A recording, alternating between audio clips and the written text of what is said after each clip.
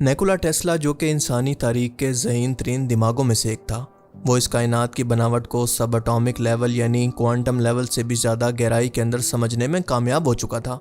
मगर उस वक्त के दिमाग क्योंकि तैयार नहीं थे टेस्ला की इस खोज को समझने के लिए या इसको कबूल करने के लिए, लिहाजा टेस्ला को पागल कहा गया और सारी ज़िंदगी इनको साइंस के अंदर वो मकाम ना मिल सका जिसके वो हकदार थे। टेस्ला का कहना था कि मैं इस दुनिया, कायनात और इंसान की बनावट का राज समझ चुका हूँ और आज जितनी भी क्वांटम फिजिक्स आपको पढ़ाई जा रही है वो सब की सब गलत है, क्योंकि आप अपनी खोई हुई चीज़ को गलत जगह पर तलाश कर रहे हो। यानी इसका मतलब ये है कि यूनिवर्स की बनावट को समझने के लिए आपको सिर्फ ज़ाहिरी तौर पर नहीं या फिर इसे एटम या सब एटॉमिक लेवल पर नहीं, बल्कि इसको फ्रीक्वेंसी, एनर्जी और वाइब्रेशन की सूरत में सोचना होगा। तब कहीं जाकर आप इस कायनात के राजों को समझ पाएंगे। निकोला टेस्ला दरअसल लॉ ऑफ अट्रैक्शन को भी समझ चुके थे। यानी जब भी आप किसी काम का इरादा करने लगते हैं तो अल्लाह ताला कैसे इस काम के लिए आपका रास्ता आसान कर देता है, और जब भी किसी गलत चीज़ और बुरी चीज़ की तरफ बढ़ने लगते हैं तो इसके अंदर डूब जाना भी आपके लिए उतना ही आसान कर देता है। मगर अफसोस कि किसी ने भी इनकी बात को सीरियस नहीं लिया। अब इस लॉ ऑफ अट्रैक्शन का हमारी इस मादी दुनिया के अंदर क्या मतलब है और रूहानी तौर पर इसका क्या मतलब है, आए ज़रा इसको डिटेल में समझने की कोशिश करते हैं। आज की मॉडर्न क्वांटम फिजिक्स ये बताती है कि दुनिया और कायनात की हर चीज़, छोटी से छोटी चीज़ भी एटम से मिलकर बनी है। हम इंसान, जानवर, परिंदे, स्टार्स, प्लैनेट्स, गैलेक्सीज, हर चीज़। और इसी एटम को अगर जूम करें और खोल कर देखें तो इसके अंदर इलेक्ट्रॉन्स, प्रोटॉन्स और न्यूट्रॉन्स मौजूद हैं। और इन पार्टिकल्स को मजीद जूम करें तो ये चार्ज पार्टिकल यानी क्वार्क से मिलकर बने हैं। और अगर इन क्वार्क्स को भी मजीद जूम करें तो ये वाइब्रेट करती हुई रस्सियों से मिलकर बने हैं, जिनको स्ट्रिंग्स कहा जाता है, यानी मुसलसल वाइब्रेशन करती हुई रस्सियाँ। इन्हीं रस्सियों के ख़ास तरह से वाइब्रेट करने की वजह से किसी भी चीज़ का वजूद बनता है और वो तब तक कायम रहता है जब तक ये वाइब्रेट करती रहती हैं। और जैसे ही ये वाइब्रेट करना बंद करती हैं तो कोई भी चीज़ अपना फिजिकल वजूद खो देती है। मिसाल के तौर पर इंसानों की मिसाल ले लें। इंसानों के अंदर अगर ये वाइब्रेट करना बंद कर देंगी तो इंसानी जिस्म अपना वजूद खोकर सिर्फ एक रूह के अंदर बदल जाएगा। इन्हीं स्ट्रिंग्स की यूनिक मूवमेंट ये डिसाइड करती है कि वो चीज़ एक दरख्त होगा, कोई इंसान, पानी, मिट्टी, हवा या कोई ना नज़र आने वाली एनर्जी। बस यहाँ पर क्वांटम फिजिक्स का एंड है, क्योंकि क्वांटम फिजिक्स ये कहती है कि बस ऐसा होता है, ये स्ट्रिंग्स वाइब्रेट करती हैं, ये नेचुरल है। लेकिन टेस्ला की खोज इसके बाद शुरू होती है। इन्होंने इस बात की खोज की कि ये वाइब्रेशन दरअसल पैदा कैसे हो रही हैं, क्या हम इसके अंदर कोई बदलाव कर सकते हैं, और अगर हाँ तो इसका अंजाम क्या होगा।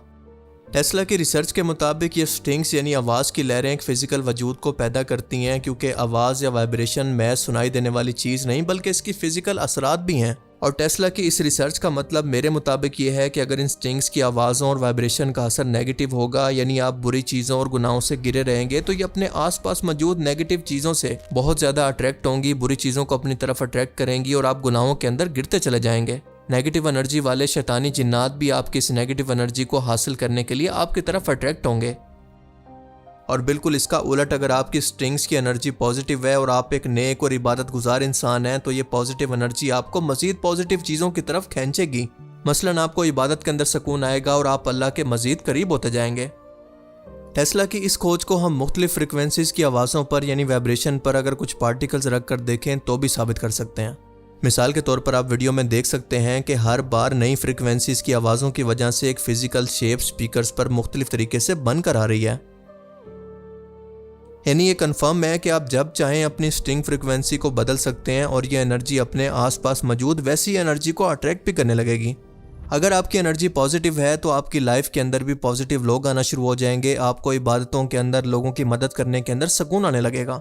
आपके हर जायज़ काम का वसीला खुद ब खुद बनने लगेगा और जिस काम का भी आप इरादा करेंगे इसकी राह आसान होती जाएगी। आपको वहाँ से कामयाबी होगी जिसके बारे में आपने कभी सोचा भी नहीं था। और बिल्कुल इसका उलट, अगर आपकी एनर्जी फ्रिक्वेंसी नेगेटिव हो चुकी है तो आपका दिल गुनाहों से स्याह होना शुरू हो जाता है, तो आपको वैसे ही ईवल किस्म के लोग मिलेंगे। आपको हर तरफ से नाकामी होगी, हर वक्त आप डिप्रेशन और परेशानी के अंदर रहेंगे। मुसलसल गुनाहों में रहकर और लोगों को तकलीफ देकर आपको सुकून मिलेगा, यानी आपकी पर्सनैलिटी एक ईवल पर्सनैलिटी के अंदर बदल जाएगी। और इसी को कहते हैं लॉ ऑफ अट्रैक्शन। यानी आप जैसा गुमान दुनिया में करते हैं वैसा ही खुद ब खुद आपकी लाइफ के अंदर होने भी लगता है। और इसीलिए अल्लाह पाक बार बार इंसानों को फरमाता है कि अल्लाह के बारे में गुमान अच्छा रखा करो।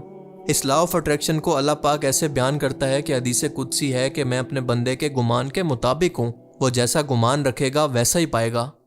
और दुनिया इस लॉ ऑफ अट्रैक्शन को बॉलीवुड फिल्म के एक डायलॉग की सूरत में इस तरह से डिफाइन करती है, जो ये कहता है कि अगर किसी चीज को दिल से चाहो तो पूरी कायनात उसे तुमसे मिलाने की कोशिश में लग जाती है। इस लॉ ऑफ अट्रैक्शन की पावर पर हजारों किताबें छप चुकी हैं जो कि इस सीक्रेट पावर को न सिर्फ रूहानी बल्कि साइंटिफिक तौर पर भी बयान करती हैं। मसलन the secret, the power of positive thinking, think and grow rich. ये सब किताबें इसी गुमान की ताकत पर बेस करती हैं जो ये कहती हैं कि आप जिस चीज़ को भी ज़िंदगी का मकसद बनाकर इस पर फोकस करोगे, एक दिन ज़रूर वो सच हो जाएगी। आपकी वाइब्रेशन ऐसे लोगों को अट्रैक्ट करेगी जो ये काम आसान करने के अंदर आपकी मदद करेंगे। आपका दिमाग जो कि सोचों का मरकज़ है, वो भी न्यूरोलॉजिकली इतना स्ट्रॉन्ग हो जाएगा कि आप बड़े बड़े फैसले भी आसानी से करने लगेंगे। वो बड़े बड़े फैसले भी जो कि बाकी दुनिया के लिए करना बिल्कुल नामुमकिन है। आपको एक मिसाल देता हूँ कि एक टाइम के अंदर दुनिया के सबसे ज़्यादा हैवी लिफ्ट करने वाले इंसान, 500 किलो वजन उठाने वाले strong man the beast Eddie Hall ने भी अपने एक इंटरव्यू के अंदर कुछ ऐसा ही कहा था। वो कहता है कि मुझे दुनिया ने हर रोज़ ये बताया कि इतना वजन उठाना इंसानी जिस्म के लिए बिल्कुल नामुमकिन है और इसकी वजह से मुझे इंजरी या डेथ भी हो सकती है। पर जब मैंने अपने दिमाग को ये समझा दिया कि मैं गाड़ी उठा रहा हूँ जिसके नीचे मेरे बीवी बच्चे मौजूद हैं, तो कोई ताकत मुझे ऐसा करने से नहीं रोक पाई। और ये है गुमान की ताकत। अब ये तो लॉ ऑफ अट्रैक्शन की एक साइंटिफिक मिसाल है, जबकि इसके रूहानी पहलू बहुत ही असरदार हैं। लॉ ऑफ अट्रैक्शन एक ऐसी ताकत, एक ऐसी सुपर पावर है जो कि खुद आपके कंट्रोल में है। अगर आप इसकी एनर्जी को पॉजिटिव करना चाहते हैं तो अल्लाह ने इसका भी हल बता दिया है। नमाज, कुरान, अल्लाह का जिक्र और नेक अमाल आपकी एनर्जी और स्ट्रॉन्ग बनाकर इसकी फ्रिक्वेंसी को पॉजिटिव एनर्जी के अंदर बदल सकते हैं। और फिर इसके बाद आप जो गुमान करेंगे वही होगा, यहाँ तक कि आप इस कमाल को पहुँच जाएंगे कि अल्लाह ताला आपको अपने वलियों के अंदर शामिल करेगा।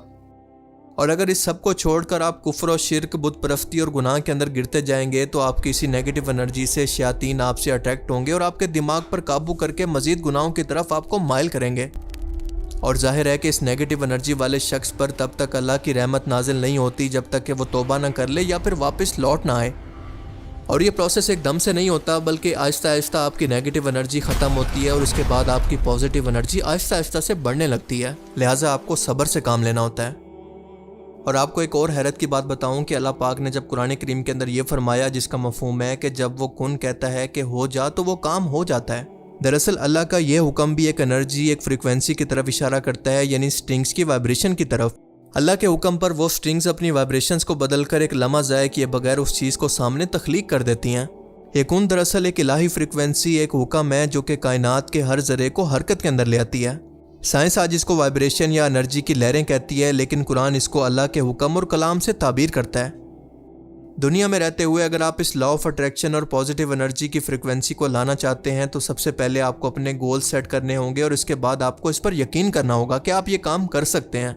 आपको बस अपने दिमाग को यकीन दिलवाना होगा कि अगर बाकी लोग ऐसा कर सकते हैं तो मैं भी कर सकता हूँ। आपका ये गोल एक दिन आपकी आदत और इसके बाद आपकी मंजिल बन जाएगा।